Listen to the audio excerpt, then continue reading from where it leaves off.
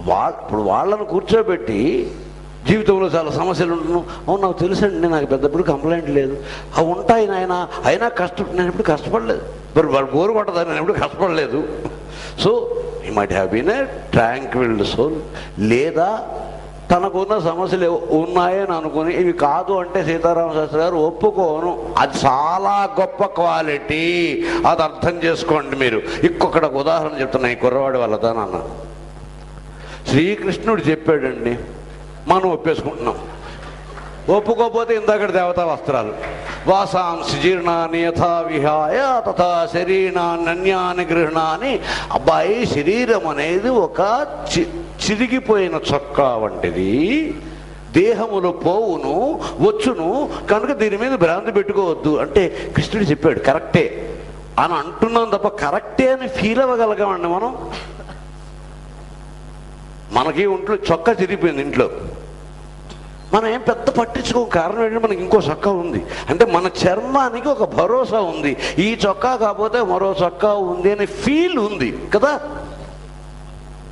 ఇప్పుడు మీకు ఇర్క్సమ్నెస్ కలగాలంటే నీకు అర్థమే ఉదాహరణ, సపోజ్ ఒక స్థితిని ఊహించండి, మీ దగ్గర ఒకే ఒక్క చొక్కా ఉంది, ఆ ఒక్క చొక్కా మాసిపోయో చిరుగులు పడిపోయో ఏదో జరిగిపోయింది, ఆ క్షణంలో మీరు అర్జెంటుగా ప్రెసిడెంట్ ఆఫ్ ఇండియాని మీట్ అవ్వాల్సిన అవసరం వచ్చింది. ఒక ఇరిటేషన్ ఉంటుంది చూసారా, మీకు అర్థమైందా? అప్పుడు తెలుస్తుంది చొక్కా లేకపోవడం. మరి నాకు ఇప్పుడు ఈ దేహం ఉంది, జీవితం ఉంది, నాకు చావంటే భయం ఉంది. ఎందుకనంటే ఇది లేకుండా ఇంకోటి వస్తుంది లేదని కేవలం ఒక నమ్మకం మీదే బతకాలి తప్పిస్తే ఫీల్ ఉండదే నాకు. కనుక దీన్ని ఈజీగా ఎలా వదిలేస్తాను నేను? కృష్ణుడు చెప్పాడు కాబట్టి కరెక్ట్. ఈ కరెక్టే అన్నది కృష్ణుడిని వ్యతిరేకించమని అంటలేదు.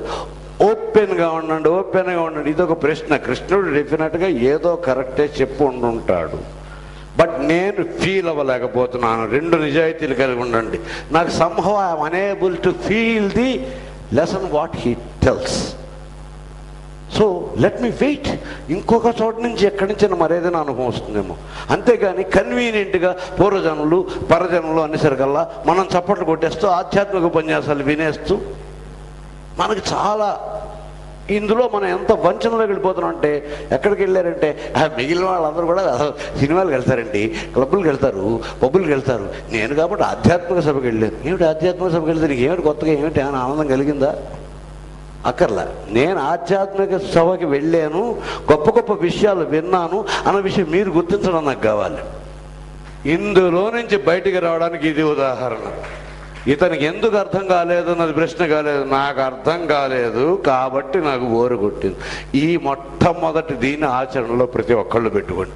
నాకు అర్థం కాంది, నేను ఫీల్ అవ్వలేంది, దానిని ఎబియన్స్లో పెడతాను, ఓపెన్గా ఉంటాను, జీవితాన్ని అబ్జర్వ్ చేస్తాను అనుకున్నప్పుడే ఏ పాఠమైనా ఎక్కుతుంది, ఏ అనుభవమైనా వస్తుంది. So very good. అసంతృప్తి కాదు కానివ్వండి, గత 15 ఏళ్ళుగా సిరివెన్నెల సినిమాలో ప్రాతిక వేణియ పైన అనే పాట వింటూ వస్తున్నాను. ఆ పాటతోనే ఎన్నో పాటలు రాసుకున్నాను, కానీ ఆ ప్రాతిక వేణియ పైన అనేది నాకు ఇంతవరకు అర్థం కాదు. నాయన ఇలాంటి ప్రశ్నలు అడగచ్చా? అంటే ఇప్పుడు నాకు ఇందాక కుర్రాడు బొత్తిగా నాకు ఏ భాష రాదు, నేనేం చెప్పలేదని ఫీలింగ్ క్రియేట్ చేస్తున్నాను. ఇది అవసరమా? ఇప్పుడు మనం మాట్లాడుకుంటున్నాం ఆ విషయమా?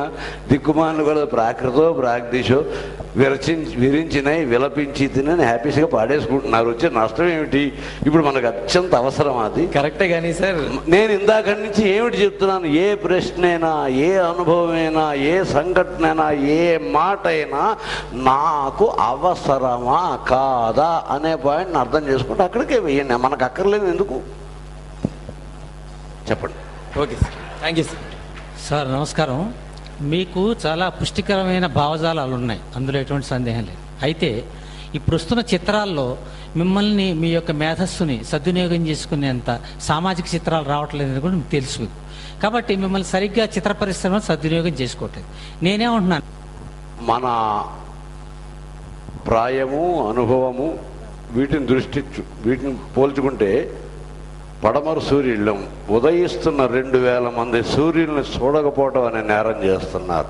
ఇక్కడికి వచ్చినప్పుడు ఎప్పుడూ ఒప్పుకోవద్దురా పాడిన పాట ఎవరు? వీళ్ళు. అది వెళ్ళింది సినిమాల ద్వారా. అది రాసిన వాడు ఇక్కడే నించున్నాడు. వాళ్ళని కదిపితే నేను రాసిన పాటలు కొన్ని వందలు చెప్పగలను. ఎందుకండి మీకు యువతర మీద అంత అపనమ్మకం? క్రికెట్, సినిమా, క్లబ్బు, వీళ్ళు యువత కాదా?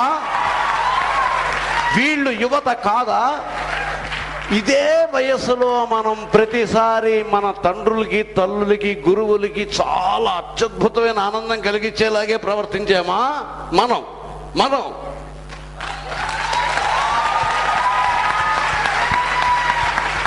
ఇందాక నుంచి మీకు అదే చెప్తున్నాను. ఆ వయస్సుని దాటి వచ్చేయకండి. కన్వీనియంట్గా రేపుట్లోకి వదిలేసుకోకండి. కన్వీనియంట్గా రేపుని ఇవాళ్ళలోకి తెచ్చుకోకండి. నిన్నలోకి వదిలేసుకోకండి. నిన్న వాస్తవం కాదు, రేపు వాస్తవం కాదు. నిన్న ఒక స్మృతి, రేపు ఒక ఊహ. నిన్న ఎందుకు అంటే ఇవాళటి వాస్తవంతో రేపుని ఎలా మలుచుకోవాలి అన్నదానికి నిన్న కావాలి.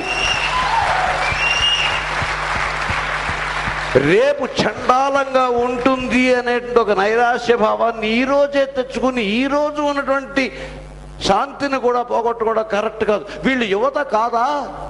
నిజానికి ఇంత టెక్నాలజికల్ ఎక్స్పోజర్ వచ్చిన కారణంలో can you expect this many number of people with this much of positivity?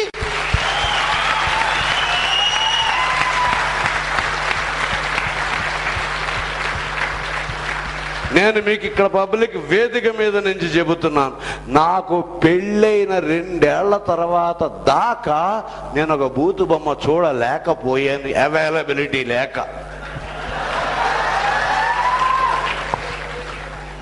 ఈ రోజున్న అవైలబిలిటీ మీకు ఏమాత్రం అనిపించట్లేదా? వీళ్ళెవరు మహాత్ములా, త్రివిక్రములుగా ఎదుగునున్న వామనులా అనే రెస్పెక్ట్ మీకు కలగట్లేదా? వీళ్ళు మన సంతానం కాదా?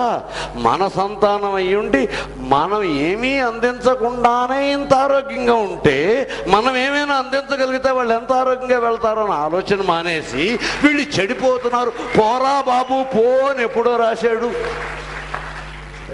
నిన్నటి కంట ఏ రోజైనా సరే ఈరోజు బాగుంటుంది. కారణం ఏమిటంటే నిన్నటి దగ్గర ఇవాళ లేదు, ఇవాళ దగ్గర నిన్న ఉంది. సో మన ప్రయత్నం మాత్రం డెఫినెట్గా నిన్నటి గంట బాగుండడం అనే ప్రయత్నంలోనే ఉంటాం. ఆ ప్రయత్నంలో కన్ఫ్యూజన్ ఉండొచ్చు, ఆ కన్ఫ్యూజన్ కరెక్ట్ చేద్దాం. అదే ఇందాక చెప్పాను, నాకు నిన్నటి చాలలేదు, ఇవాళది కూడా చాలలేదు. సంగీతంలో మార్పులు వచ్చేస్తున్నాయండి, హోరు వచ్చేస్తున్నాయండి. వస్తా ఎందుకు రావు? ఎన్టీ రామారావు ఆ కారిడార్లో సావిత్రి ఎచట నుండి వీచేను ఈ చల్లని కానీ వాళ్ళు పడేసుకుని వాళ్ళ గదిలోకి వెళ్ళిపోతే ఇవాళ మనం ఆనందించగలమా? అన్నప్రాసన నాడు ఉంగరంతో పరాన్నం తినిపిస్తున్నాం, సరిపోతుందా? లైఫ్ అంతా అదేనా? ఆవకాయ తినమా? సో ఆ డోసు పెంచుకునే పరిస్థితుల్లో కన్ఫ్యూజన్ అయితే మనం వాళ్ళతో స్నేహం చేస్తూ దాన్ని హెల్తీ డోసుగా ఎలా పెంచుకోవాలి అనేది మన సలహా చెప్పే బదులు కంప్లైంట్. ఒకవేళ కంప్లైంట్ చేయవలసి వస్తే దానికి మొట్టమొదటి బాధ్యులు మీరు. Please understand it.